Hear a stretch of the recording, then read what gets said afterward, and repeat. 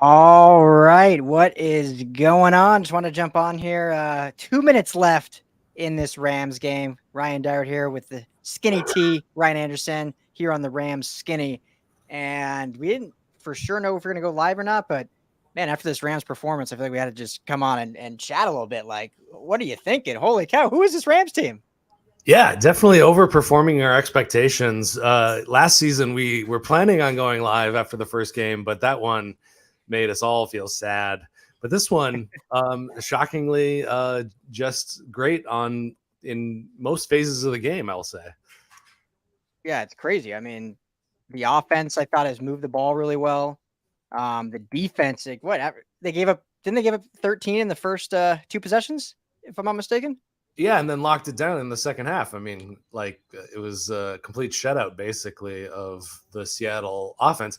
I mean, it helped that their two starting tackles went out, but the defense still has to take care of business, and that's what they did, and surprisingly so. I think those big concerns we had with the middle of the defensive line did not present themselves in the way that I thought they did. And Kobe Turner having a great game, the rookie coming in and getting a sack and helping stop the running game.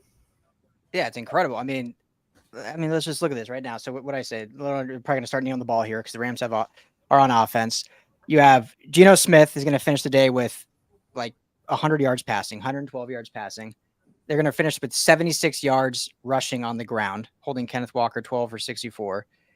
I mean, DK Metcalf leads all receivers, only 47 yards receiving. So we'll start with the defense and we'll get to the offense because the offense, I don't think we're super surprised. I think we thought this team was going to be carried by the defense or by the offense if they were going to get some wins on here.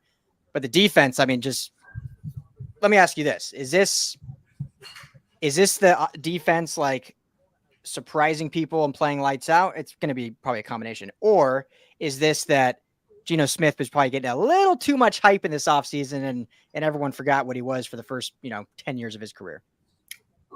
Not only the first 10 years of his career, but the latter part of last season, he was not playing very well as well. And, it just seemed like they couldn't find their rhythm on offense. Seattle couldn't. So I do think there's definitely some overhype to what was happening, coming into the season, what Seattle could look like. But, everybody was predicting that this was going to be one of the worst defensive performances in the league from the Rams. And it's just not looking that way. They've got a bigger test next week, but this week they put the W on the board and really, really locked things down in the second half.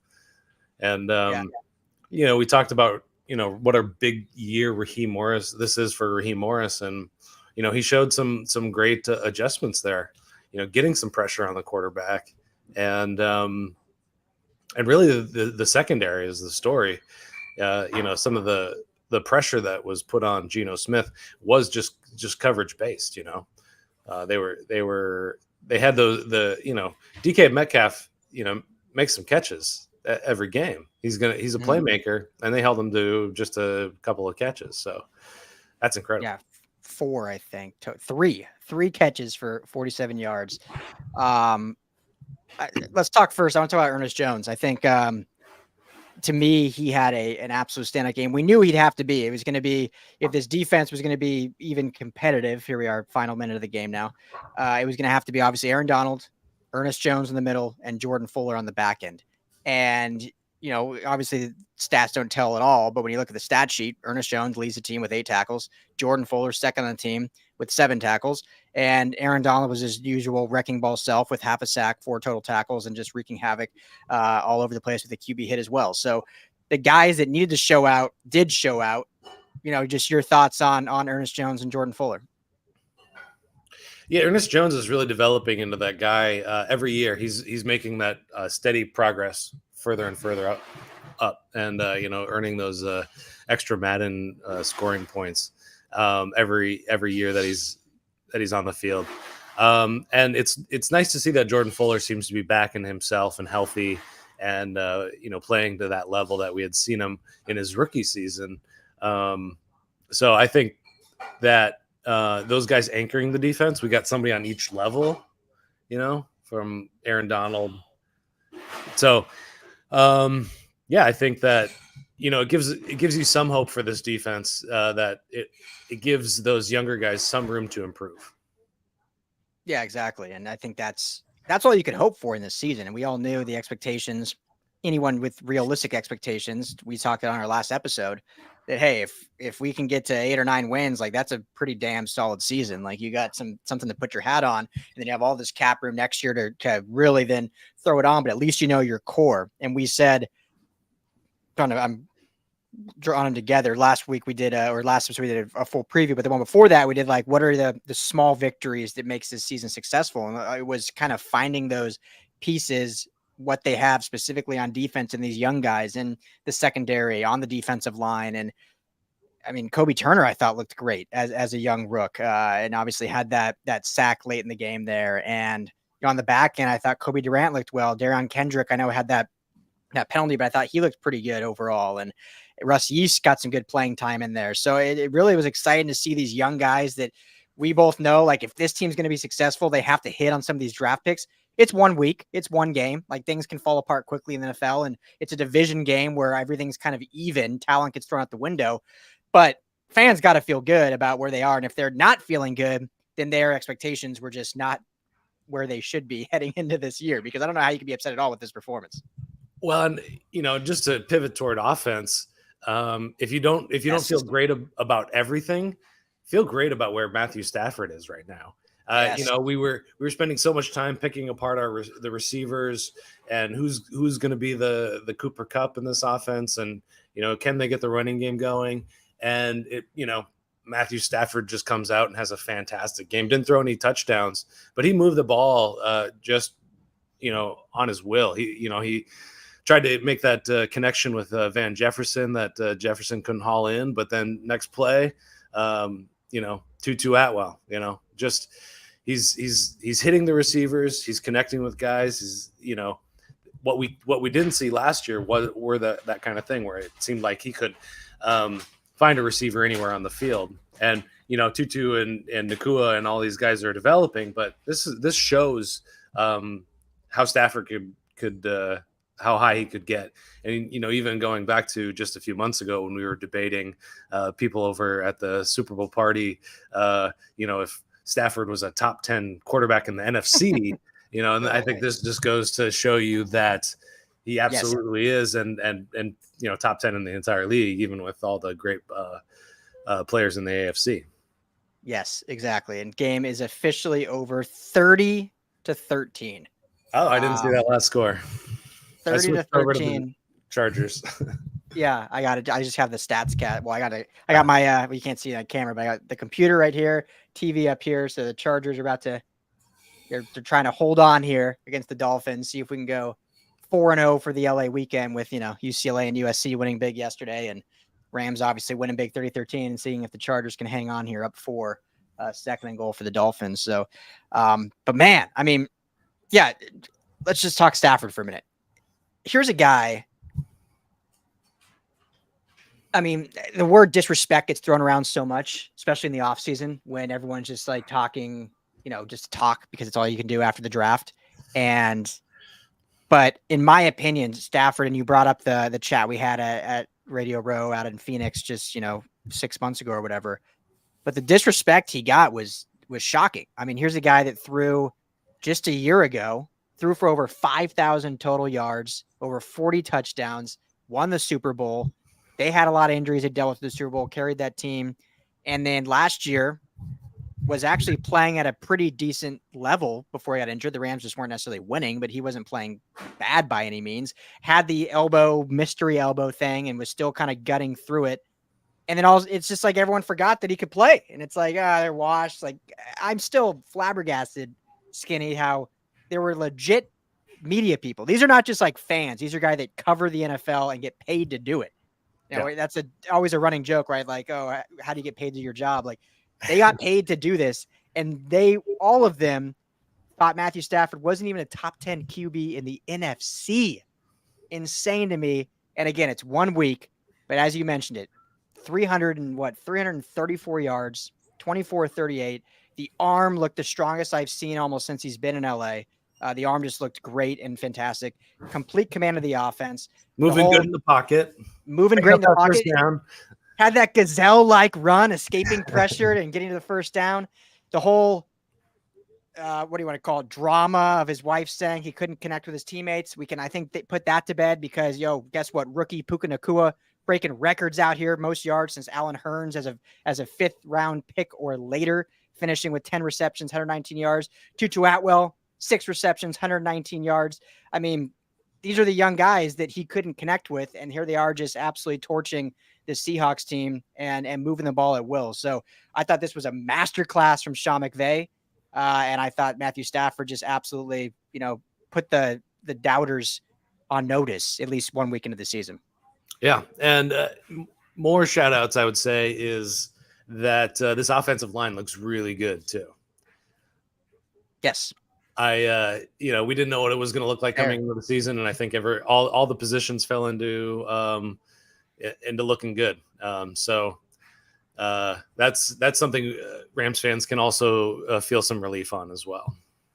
How surprised are you that the offensive line looked that good? Because we haven't seen them play as a unit really together almost ever, and they kept Stafford upright. They rushed the ball for almost 100 yards total. They rushed the ball 40 times. I mean, technically Stafford got 3 of those, so I never really count QB runs unless you're talking about a running quarterback. I don't really count Stafford, but 37 runs. I said they run the ball 30 times. They got a good chance to win. They run it 37 times, 92 yards on the ground. I mean, it wasn't, hole busting runs, but hey, they stuck with it, and the offensive line was able to at least move the chains when needed. So just how impressed were you by the offensive line? I'm blown away by it because, usually there's a certain amount of cohesiveness that you need to see, which comes from time. And these guys just haven't had a lot of time together.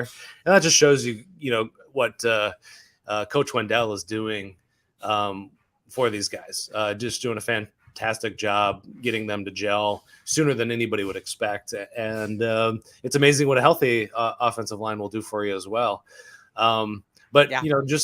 Just even the kind of, you think about the selfless nature of some of these guys, being able to, like, I'm thinking specifically Joe Noteboom moving into the right guard's position, just being willing and able to just pop into that position and just do a fantastic job. He's a highly paid player. He should be a left tackle in theory, but he's working that guard spot. So I would say that, we'll see what happens when they face off against San Francisco in a more potent pass rush. Yeah. But this is a good sign. Yeah, exactly. I mean, it couldn't be better than what we saw. Now there's still a lot of work to be done because, as you alluded to, and we'll get into this later in the week, but San Francisco is a whole different test. I mean, that defense, especially today against Pittsburgh, looked nasty. And so it's going to be a different look than what they saw against Seattle. But it's a great start considering there was so much unknown around that unit. And I think everyone's just got to be fired up about at least how they came out in week 1. So let's talk about the receivers, right? No Cooper Kupp. Where was all the potency going to come from? Who was going to step up? We talked about, we thought Demarcus Robinson was a guy that could step up. He didn't end up having a catch. Demarcus Robinson didn't have a catch. On the field, I don't even remember. Yeah, not very often. Ben Skoranek, no receptions, couple targets, but no receptions. Tyler Higbee ended up with 3, but a modest 3 for 49. And big guys. Receptions. They were big. They had that one big one in the second half down the left sideline. Obviously, that was huge. But Tutu Atwell, Puka Nacua carry this offense in the passing game. I mean, first of all, just how thrilled are you that Tutu stepped up and not just as a deep guy, but caught some stuff in the mud in the middle of the field, had that great, third down, 3rd and 10, 3rd and 11, a nice crossing around the middle in traffic and looked great doing it. And then Puka Nacua, I don't know if Stafford and Puka started eating pancakes like him and Kupp did when they first got here or what, because I mean, the dude, 15 targets on the day, 10 completions, and obviously 119 yards. It was always looking Puka's way, and he lived up to it. So just how happy are you to see Tutu shine? And then how surprised are you to see Puka this involved this early? Well, I'll say on Puka, 15 targets. Matthew Stafford only attempted 38 passes. Yeah. I mean, we thought that the usage for Cooper Kupp was high. Nakua is even higher. Stafford's going to find his guy and he's going to pepper him. Cooper Kupp's going to be out another 3 weeks at least. Yeah.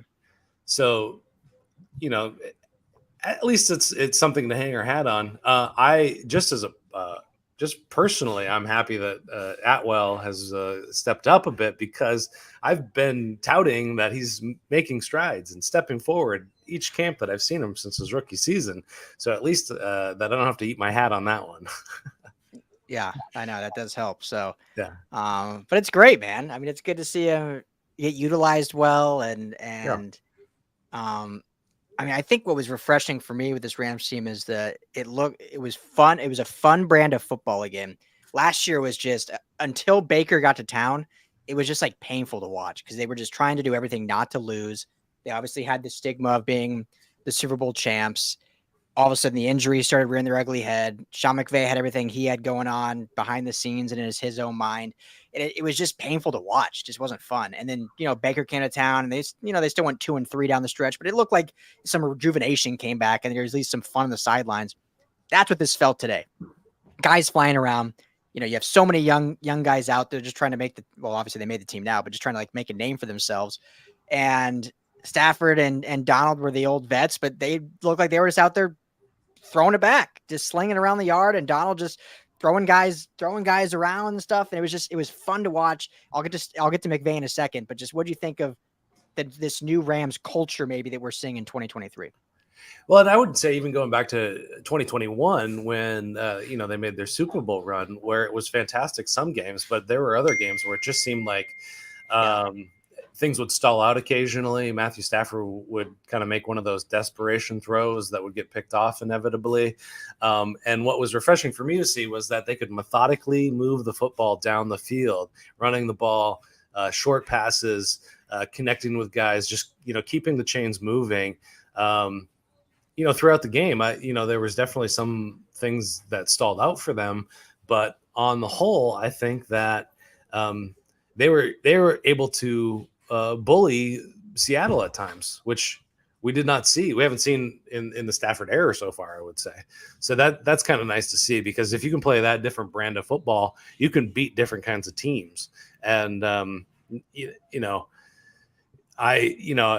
been saying that they could be a playoff team. I could see that if they're able to continually win games in different ways. They attacked Seattle several different ways in this game.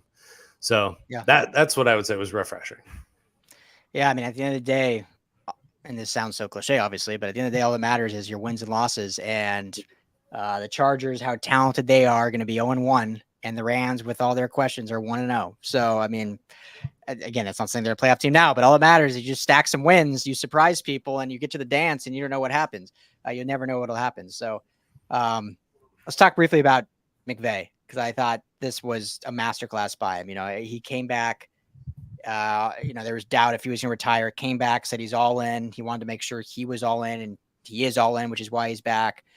He wanted to make sure he could lead correctly and be what was necessary for this team and these players to get better.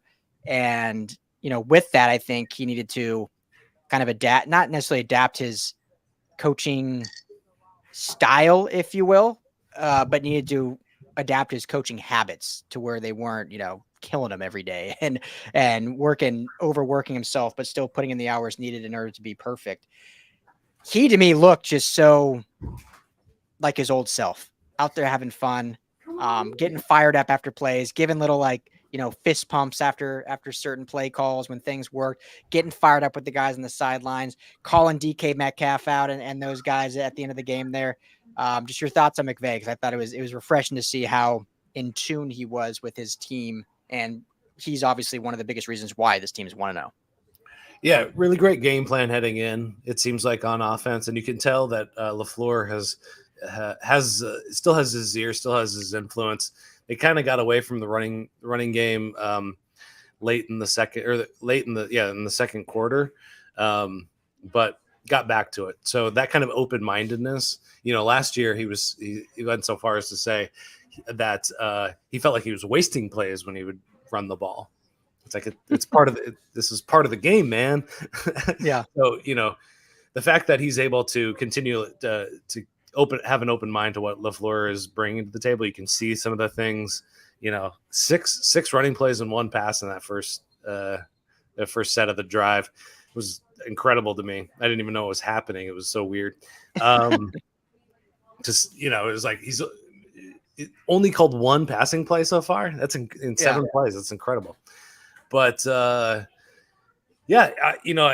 think the point that I saw that was really the most fun to see is him getting involved with that whole DK Metcalf thing, and DK got the penalty called on him, for continually chirping, and McVay was just super stoked, and it seemed like he almost made that happen, but because he was calling it out to the refs, and the refs recognized that was a real cheap shot by DK, and McVay just competitive guy, just like he was back in those old days at University of Ohio or University of Miami of Ohio, just back out on the field, it seemed like. So I'm excited to see more from him. I want to see what happens over the next few games, and continually evolving this offense.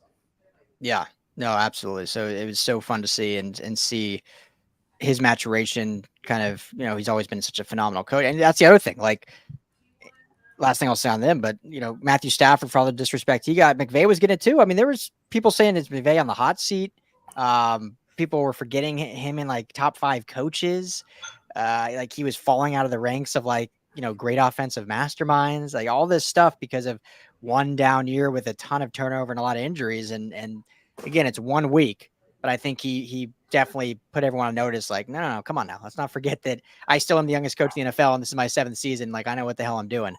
And then did it well. So last thing I want to say, and then we'll get out of here. The most scrutinized coach and person on this Rams team is Raheem Morris. Another masterclass. 182 total yards is what the Seahawks gained. 182 total yards is what the Seahawks gained. I mean, how impressive is that from Raheem Morris and his staff? The adjustments they made after that first drive and able to just stifle this Seahawks offense, get them frustrated, and really just shut them down. I mean, 13 points, 182 yards, absolutely impressive. They had no answers. So, I mean, I've been a Raheem guy ever since they hired him. I want him to get ahead. I want him to get a head coaching opportunity again in this league, just to see what he could do as a older and wiser coach. I've always been on Team Raheem, and this is another feather in his cap. Yeah, absolutely. So, I bet you think DK's learning the names of the secondary now? Did he say something about not knowing their names or anything like that, or is that? Yeah, I think there was a clip of him just saying he asked what do you think of the secondary? He's like, I don't even know who any of them are. Or something like it was just like, it wasn't that bad, but he probably just shouldn't have said anything. Should just said give a coach speak. But I'm sure he knows their names now because he wasn't able to do much. So but great win for the Rams. How crazy is this? This is not Rams related, but it just crossed my mind. AFC West with the Chargers just losing, considered the most vaunted division in football. Raiders are winning the division right now. Chargers 0-1, Chiefs 0-1, Broncos 0-1. How did Jimmy G do today? He did all right. He won, I guess. I didn't watch the game, but they won. So Sean Payton's debut spoiled out there. I think there'd be some growing pains probably, but anyway. It's going to be a fascinating year. It's already been a fascinating year. 1 weekend, just all of the things that have happened and things that didn't happen. Green Bay's looking phenomenal already. Vikings lose to the Buccaneers already. It's stay tuned, folks. That's NFL. all I gotta say. That's why we love the NFL. That's right. It's been a busy weekend. So college yesterday all day, pro today all day. You were in the box, man, at USC. The big win there. Big blowout. USC is looking great. I'm excited about where their season's progressing. So, and now you get the Rams, who looked better than everyone expected. So we'll have plenty more content coming up even today, have some recaps coming. And then Skinny and I will be back tomorrow evening, probably up Tuesday morning for kind of a more deep dive into this game recap out it on the latest Rams skinny. But hey, go enjoy the rest of your Sunday, my friend. You too. Thanks so much. All right, guys. Thanks for hanging out. Go Rams. 1-0. We'll see what goes from here. Talk to you guys soon.